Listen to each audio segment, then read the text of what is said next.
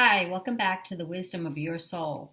I'm so glad you're back, and I just wanted to talk again about learning how to connect to this energy within that brings us such peace and happiness and is well worth our efforts. So, today I wrote a post about moving away from our ego and toward the soul. And really, the only way we're going to be able to really move away from the ego voice, the conversations that we have within the inner critic that talks to us constantly, the only way we move away from that voice is to move towards something better. When we know there's something better, it does give us that motivation to go to it. If we didn't think that there was something better, it would be hard to leave something that's comfortable and something that has just been with us our whole lives. I think of my ego as sort of like me, and the part of me that's kept me company. I'm always talking to myself and inside and having conversations, and we all do that. And if all these conversations were loving and kind, that would be great. I would not even be doing this video. Unfortunately, the ego has adopted some really, really harsh ways, abusive ways, and, just not fair to people. And how that has happened, we could talk about, but does it really matter? Most of the clients that I see have a very brutal ego, and they have a very brutal person within them that's talking to them all the time.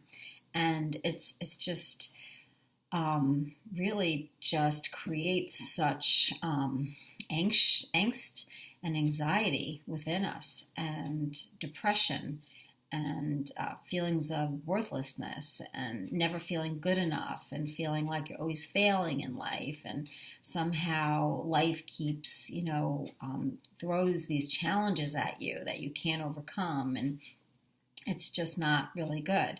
So moving out of the ego is definitely something that is well worth us all to do. So when you feel that soul presence within you, when you feel that vibration, you know that there's another way to be. And this vibration of love will come in and soften the ego and will help you to challenge the ego. So you're not doing it alone. You're not trying to convince yourself that you're okay by yourself. When you're in the company of love and you're in the company of unconditional love, it's very easy then to look at the ego. It would almost be like if you're talking with a group of people that love you dearly, and you're telling them your problems, and they give you all kinds of love and support. Or if you're with a group of people that are very harsh and very critical, and you tell them your problems, and they just add to that criticism and just tell you how you're doing everything wrong and it should be done this way. And so what group would you rather hang out with? What group of friends would you rather be with? Hopefully we would move towards the more loving and kind group of friends. And when we do that, that really supports more of our soul self than it does our ego self. When we have people in our lives that are very, very hard on us, it's just their egos being hard on us. It's not them, it's their egos. And most of us are really caught in this ego state and find it really difficult to get out of.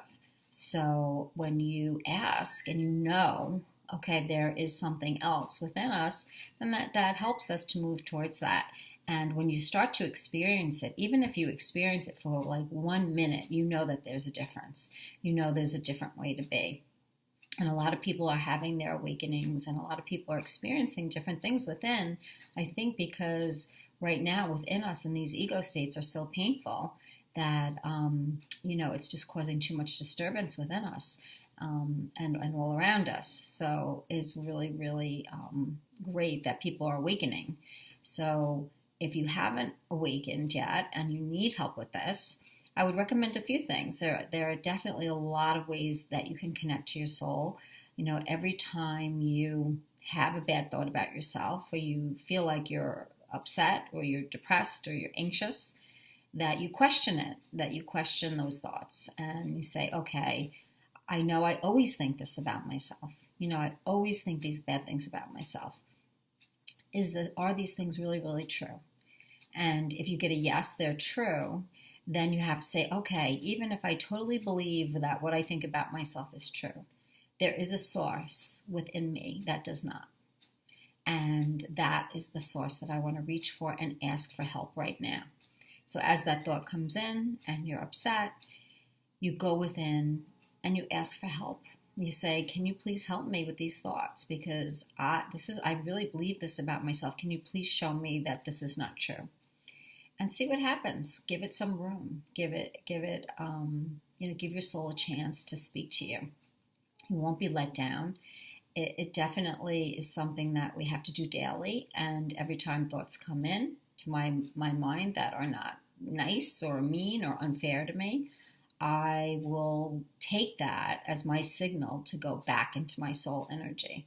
And, I have to remind myself quite a few times, especially when I wake up in the morning for whatever reason.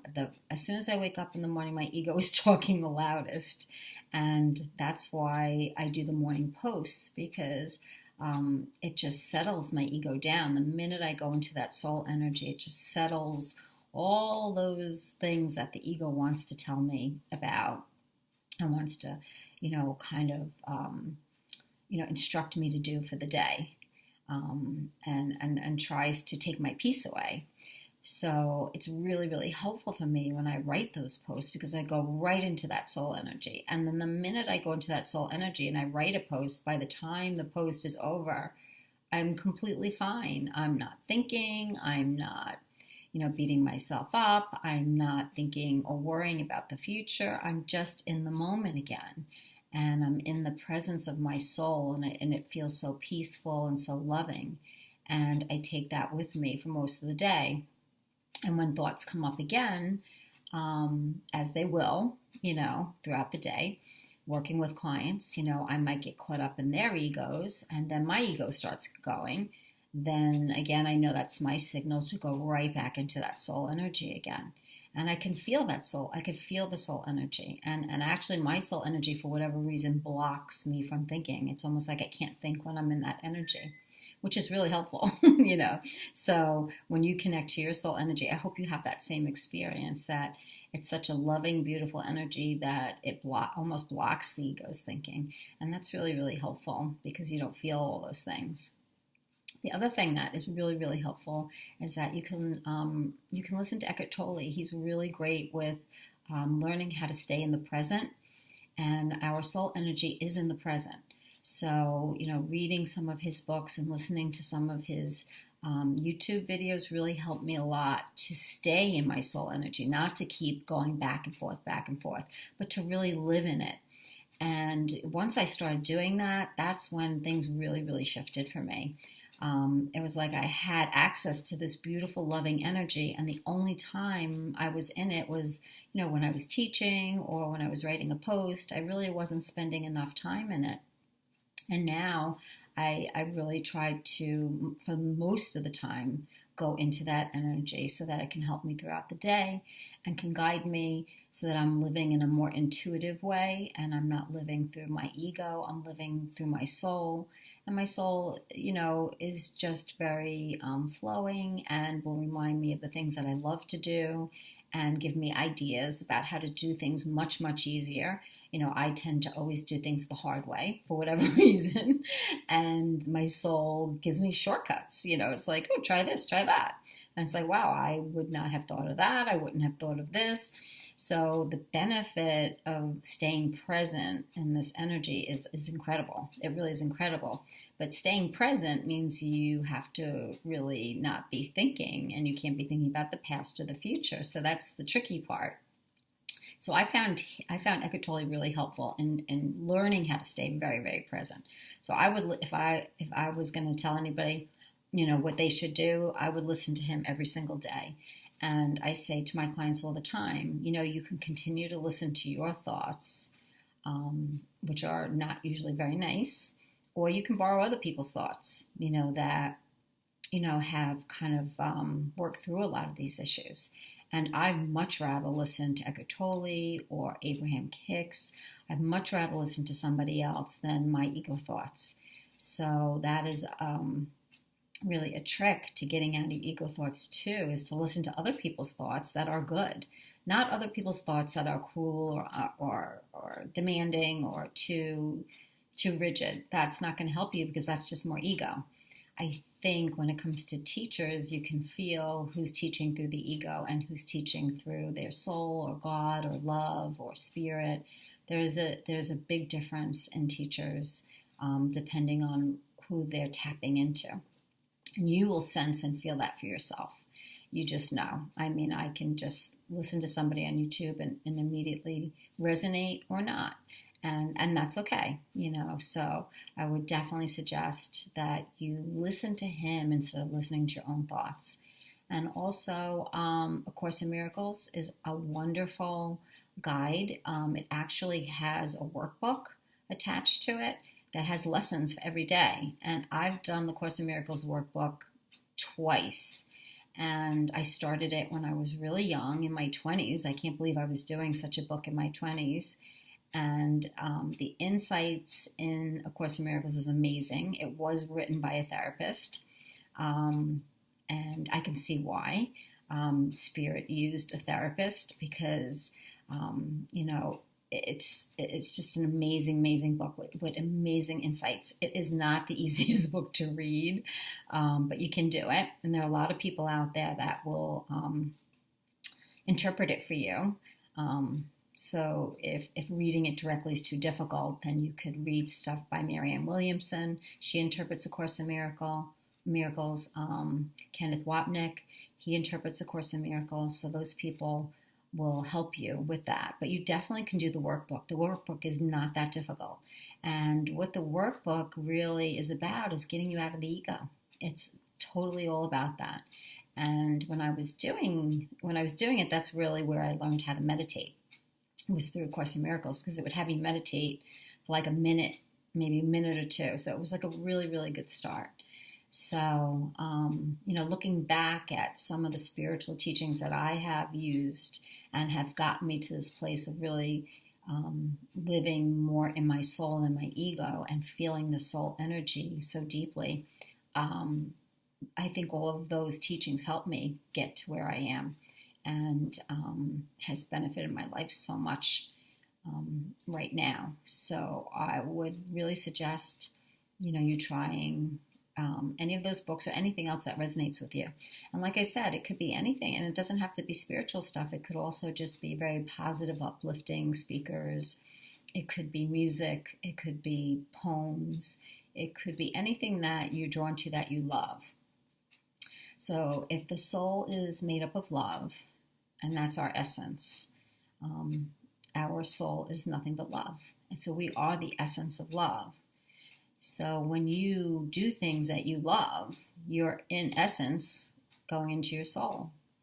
So that's why when we do the things that we love to do, no matter how small they are, it could be reading a book, it could be listening to Eckhart Tolle, it could be sitting with your pets.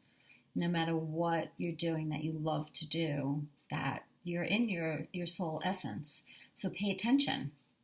Pay attention to yourself when you're doing the things that you love, when you're not thinking, and you're not thinking about your body, and you're not thinking about, what you ate or didn't eat, or how much money is in your bank account, or who's doing what, and how people are doing better than you or worse than you, or when you're not thinking and you're just in doing something that you truly love to do, you are in the essence of your soul. And what does that feel like to you? What does the essence of your soul feel like? And stay in that and pay attention to it so that when you're just in life, you can just go into that essence. It doesn't have to warrant us doing something we love to feel that energy, although it is a helpful way for us to reach into that energy if you haven't yet. So if you don't really know what the soul energy is, if you can't feel it within yourself, keep doing things that you love to do, and you will feel the essence of that energy in there. And you also will feel it in the present moment. The soul is not in our thoughts, it's not in our mind, and it's certainly not in the ego. So you have to be really, really present. You have to be in this moment right now, not 10 steps ahead. not, what am I having for dinner? You have to be right here, right now. So I hope this helps.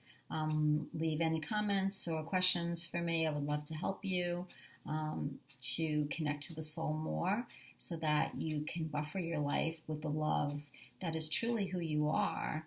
And when you allow that love to come through your body, it just changes your life moment to moment in miraculous ways. Maybe ways that the world wouldn't deem miraculous, but miraculous to us because we live in a free mind, an unburdened mind, and a mind that is not being robbed by worry and anxiety. When you have nothing to worry about anymore, what is it that you would do? That's a good question for yourself. If I had absolutely nothing to worry about in this moment, how could I be feeling right now? And what would I be doing if I had absolutely nothing to worry about? And the soul brings you to that place. The soul helps you to see you have absolutely nothing to worry about and that you're always taken care of and you're always loved.